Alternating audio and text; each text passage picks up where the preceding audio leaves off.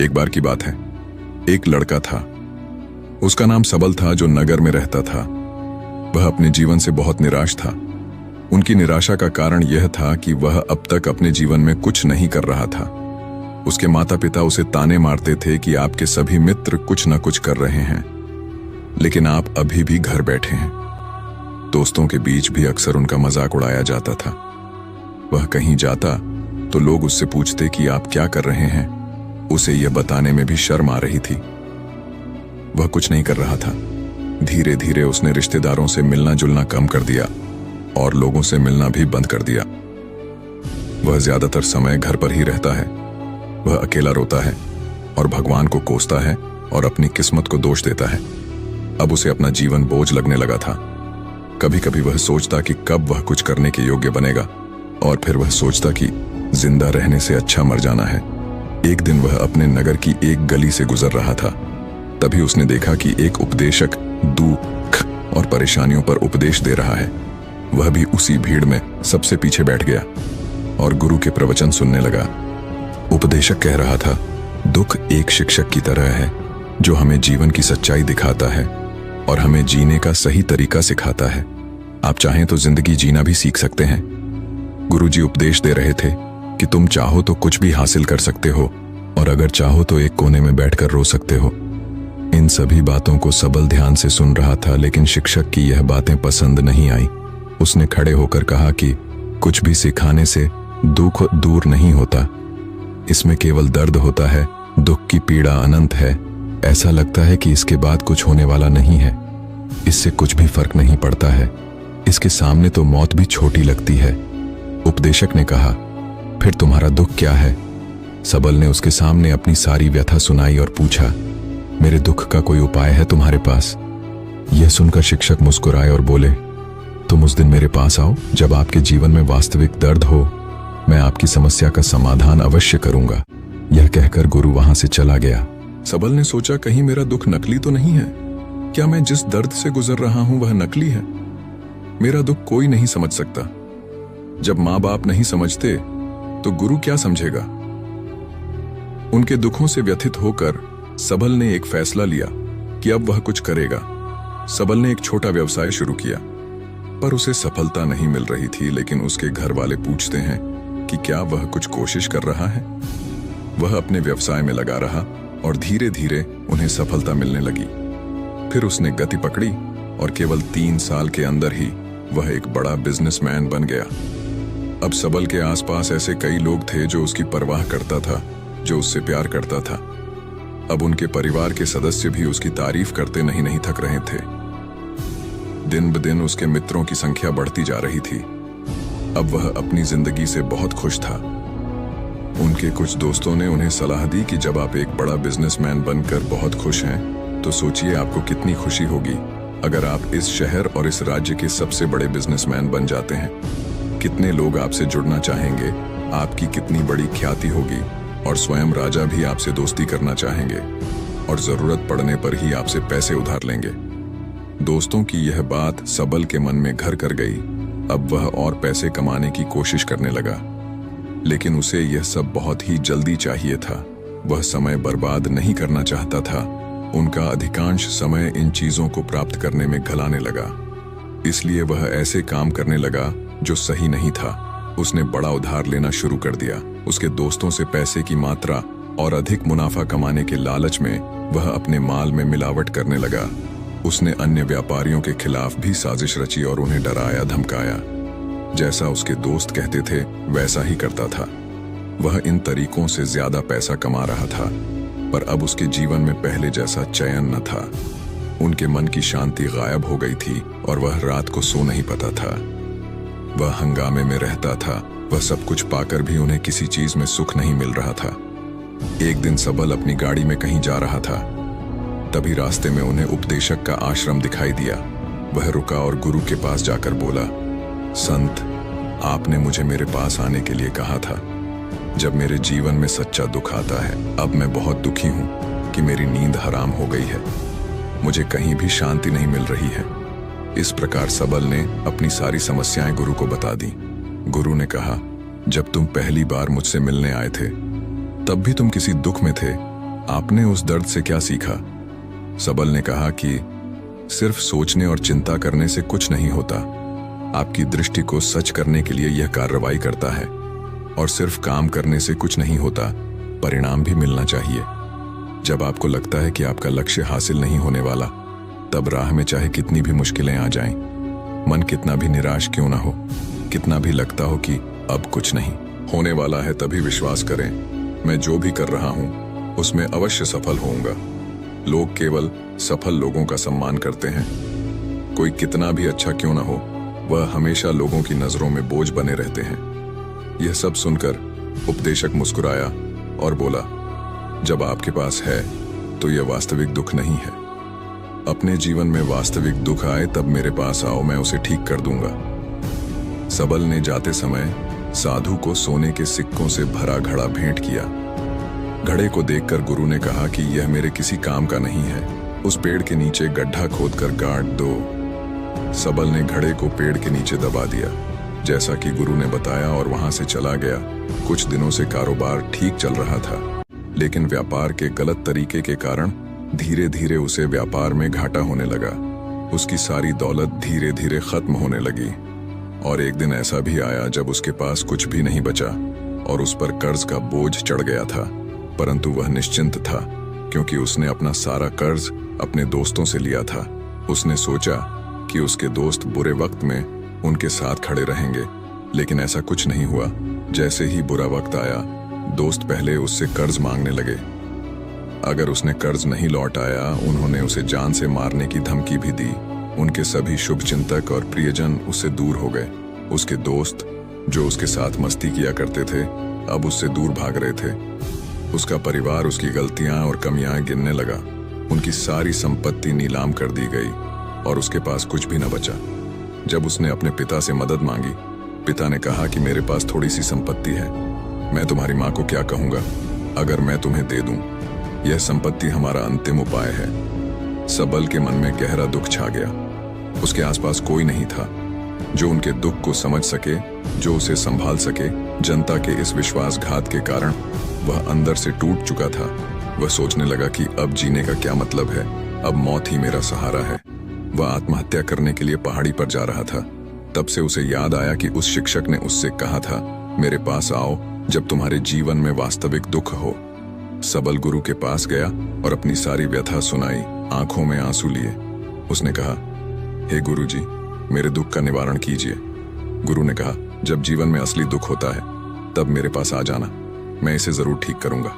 सबल ने कहा कि ये क्या हो रहा है, मेरी जिंदगी में अभी दुख नहीं है, तो आखिर असली दुख क्या है?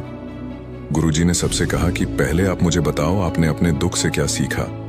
सबल ने कहा कि मैंने वह सीखा, जो लोग हमारे जीवन में आते हैं वह हमारी सफलता और प्रगति के कारण वो हमें धोखा जरूर देंगे, क्योंकि बुरे समय में वे हमारे साथ नहीं खड़े होंगे। वे अच्छे समय में ही हमारा फायदा उठाएंगे और बुरे समय खड़े होंगे। वे अच्छे समय में ही हमारा फायदा उठाएंगे और बुरे समय में हमें छोड़ देंगे। उन लोगों पर ही भरोसा करें जो हमारे बुरे समय में हमारे साथ खड़े रहते हैं। लेकिन ऐसे लोग बहुत कम होते हैं, लेकिन जिनके पास है उन्हें उनकी सराहना करनी चाहिए, उनका अपमान नहीं करना चाहिए। मैंने कभी भी किसी के खिलाफ साजिश नहीं रखना चाहिए। अपना काम ईमानदारी और धैर्य से करें और कभी लालची मत बनो। अपने सारे दुख, दर्द और अनुभव बयां करने के बाद सबल गुरुजी के सामने आंखों में आंसू लिए बैठ गया। कुछ देर बाद साधु उठे और पेड़ के नीचे एक गड्ढा खोदा और घड़ा निकाल लिया, जो सोने के सिक्कों से भरा हुआ था। उसने सबल को देकर कहा, मेरे पास आओ जब तुम्हारे जीवन में वास्तविक दुख हो।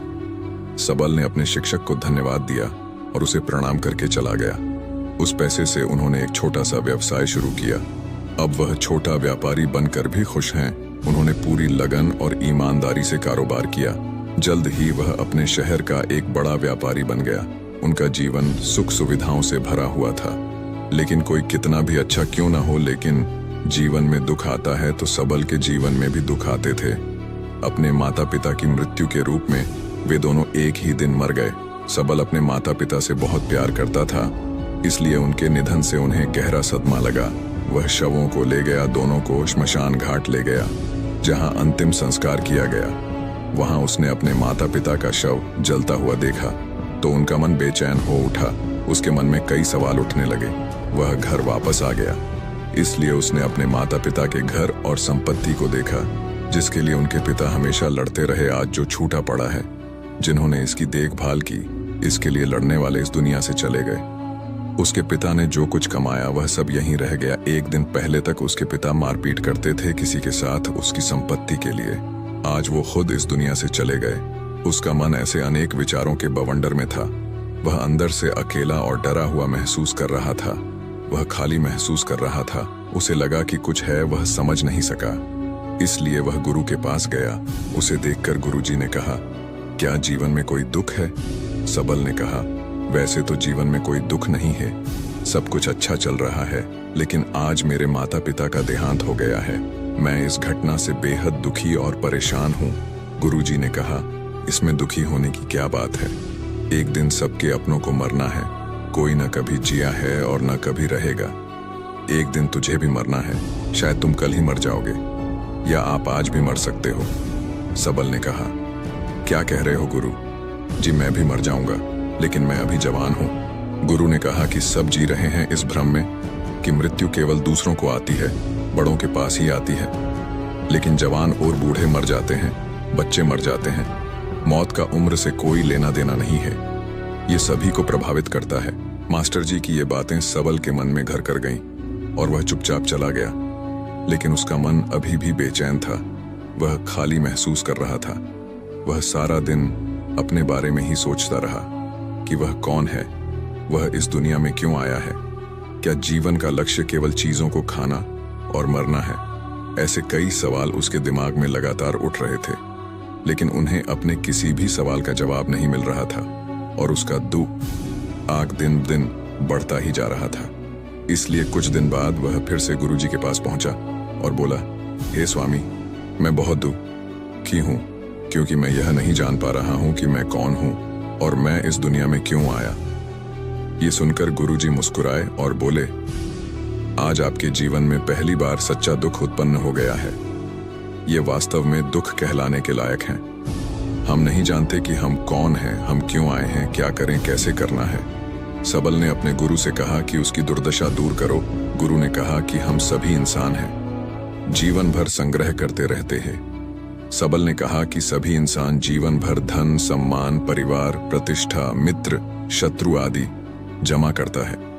गुरु ने पूछा, क्या हम एकत्रित की गई चीजों में से कुछ भी अपने साथ ले जा सकते हैं? सबल ने कहा, कोई भी इंसान अपने साथ कुछ भी नहीं ले जा सकता, वह सिर्फ अकेला ही जाता है।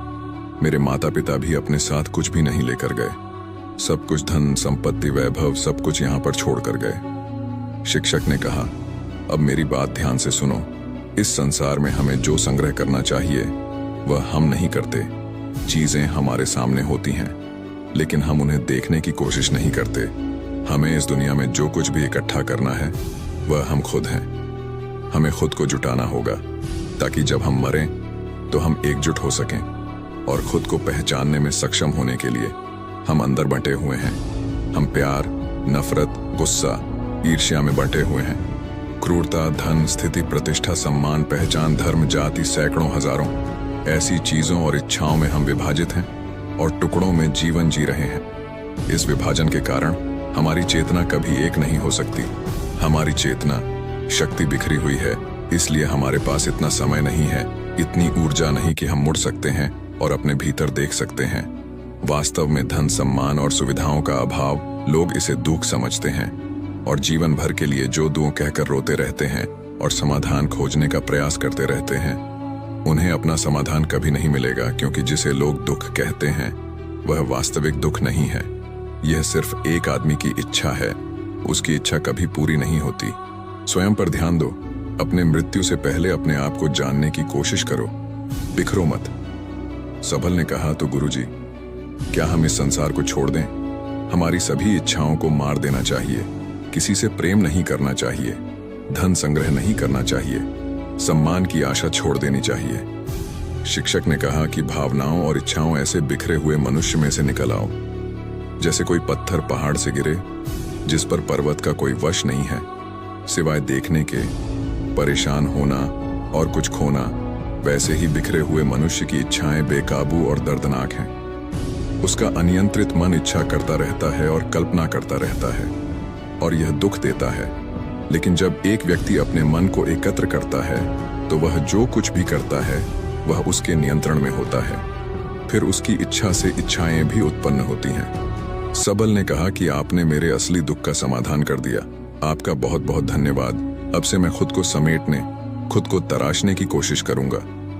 गुरुजी ने कहा कि मानव शरीर में बहुत ऊर्जा और शक्ति है, लेकिन यह फालतू के कामों में भंटा हुआ है, बेकार की बातों में लगा हुआ है।